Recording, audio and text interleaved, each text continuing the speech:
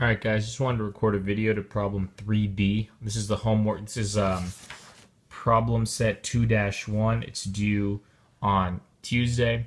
And the question is 3B. The question has to describe a procedure that uses the summary statistics to determine whether there are outliers.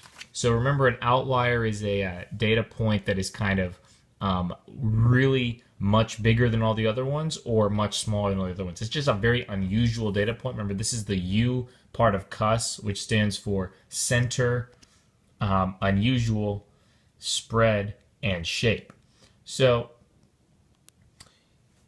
we know that an outlier is either greater than 1.5 times the RQR plus Q3, or it is less than Q1 minus 1.5 times the IQR. This part has got to be memorized, folks. Remember, IQR is just Q3 minus Q1.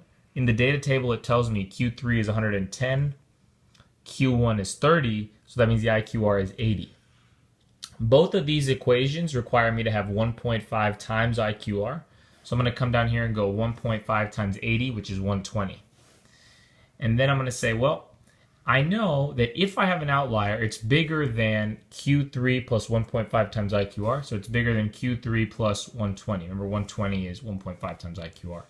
120 plus 110, which is Q3, we get that from the data table, is 230. So if any data points are above 230, they are considered outliers.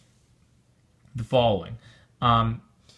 You could also have outliers that are smaller than Q1 minus 120. Q1 is 15. Again, we get that from the data table.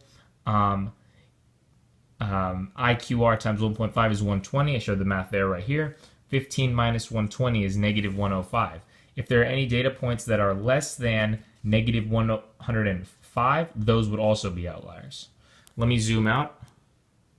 And this is how you would answer question 3B.